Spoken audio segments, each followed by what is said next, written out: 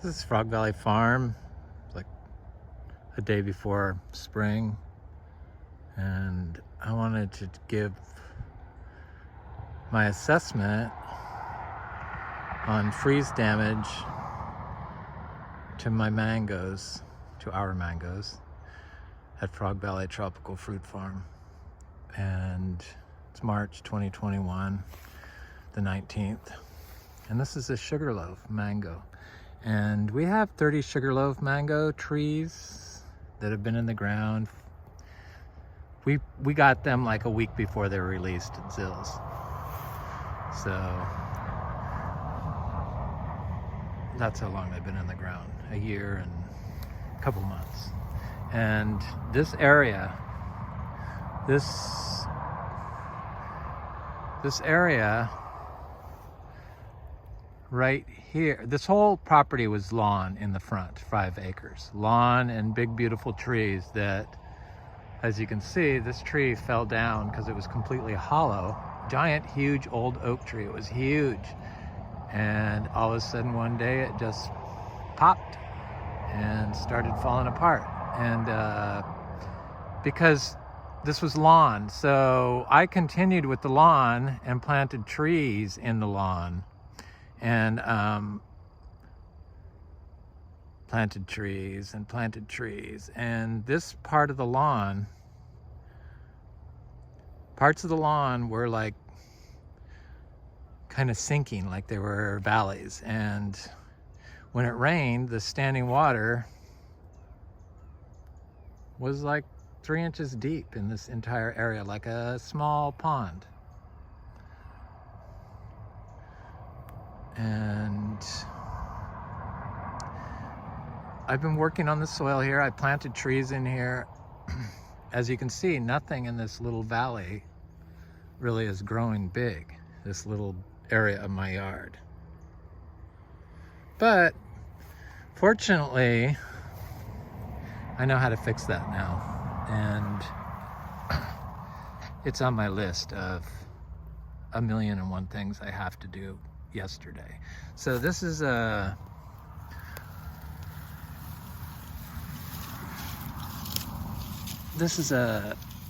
sugarloaf mango that's started regrowing above the graft.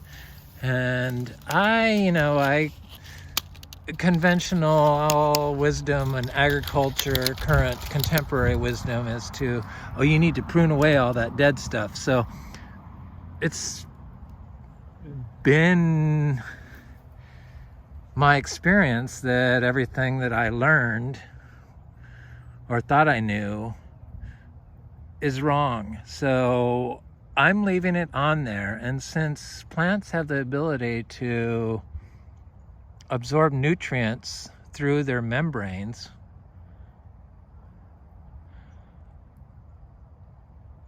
I figured I'd just let the dead wood stay on the mango tree and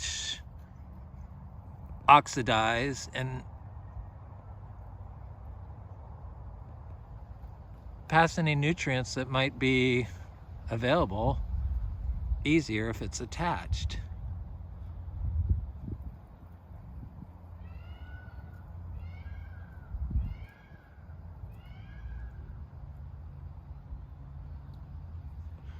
Seems to not hurt it, so I'm just testing that out. I didn't prune any of them, and I'm glad I didn't, because now I can make this video. So anyway, so here's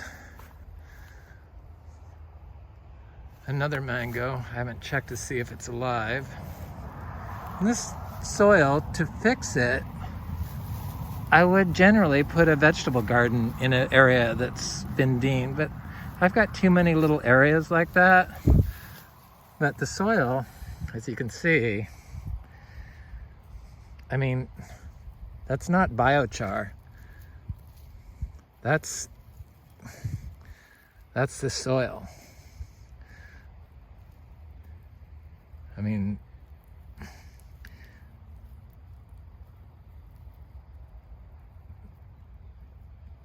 let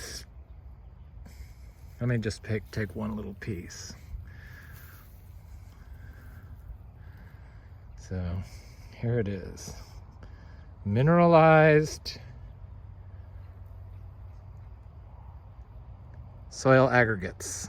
I see all the sand in there. That's what it is. It hasn't rained and it's completely wet. I mean, it's been a drought here for a few weeks. I mean, that's a drought for Florida. But this was all white sand, so I imagine the mangoes were starting to grow, so I imagine it's okay. But if I really want to help this plant, I would cut some sugar cane and shove it right down next to the tree. So this is coming up just above the graft line, thank God, this tree. And it's a sugar loaf. It seems like all the sugar loaves, I was worried about this because we have some that are dead to the graft line. So it's not all perfect. But see, these sugarloaf trees also, I mean, they're like a quarter of the size of the other ones. I mean, they're like, these are like the slowest growing trees, but this one is coming up above the graft. So I need to plant, since I'm not going to do a vegetable garden here, I don't like to waste all that compost because I need it to grow seeds. And I can't have too many vegetable gardens going on. It's just me eating the vegetables because we're tropical fruit, but I do grow vegetables. But, so put some of the ginger in here and some sugar cane cuttings. And like I said, just probably you could put the ginger right in there next to the root, the tree also. That's just, I've learned that if you do that, the trees grow twice as fast and they don't get killed from freeze. This is a sugarloaf that closer to this tree, it's a nitrogen fixing tree that is fine. Let me see what the soil is like here. That's a weed, which I love. So this is the soil here, same. It's just, we have really good soil now. It's from the plants. In Florida, because it's sand, you have to hold the soil together with the plant roots. Otherwise, it leaches your nutrients out and compacts it. So, I mean, look at that. It looks like a little dropping of something with roots hanging off of it, like a skirt. And you break it open and you see that it's kind of hard like a dry thing, but it's wet to the touch. It's incredible. I didn't know you could do that. You can. So here's another sugarloaf. You can build soil with sand, or build soil from sand. So here's a sugarloaf that's all coming back. Sugarloaf, no, this is a pineapple pleasure. This did not make it. It died clear down to the graft. And this was another area. It's a little bit better than over there, but this is another little pocket right here that was a pond in the lawn. And it would stay that way for weeks. I've tried everything in here. I tried Rollinia, I tried everything. The mangoes were starting to kick it. So the mangoes will do it. I just need to plant some more support species in here to break up the compaction layer that obviously is going on below the soil surface. This achacha tree is the only one that got fried completely. So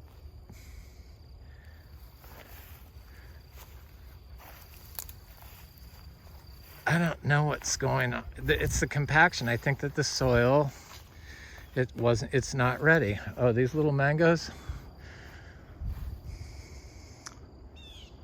If they're bigger, the mangoes were bigger, they didn't get any problems. So everyone said, you gotta grow your mangoes. They were right about that. If they're too small, they'll die. But look at this branch. This whole branch was close to the top of the cover because it was like right at this height. So it was real cold right there. So that branch got it. Here's another one where the branch got it. But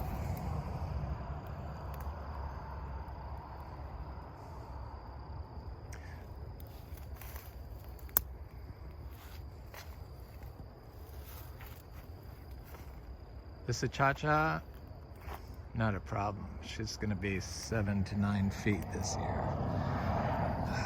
Finally. But then there's this big triple sec that got it. We have 300 mangoes, and those little ones were like, this area was like the exception of where things died. There was a few random, the triple sec is coming back. Random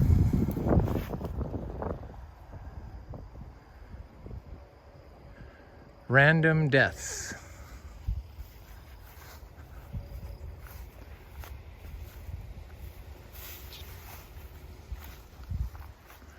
Peach cobbler, I don't know why this did it, but anyway, I just wanted to show you that it's not all roses at Frog Valley Tropical Fruit Farm, but we are looking for solutions and want to share our experience with others so that they can like help the environment and grow delicious and healthy fruit in Florida.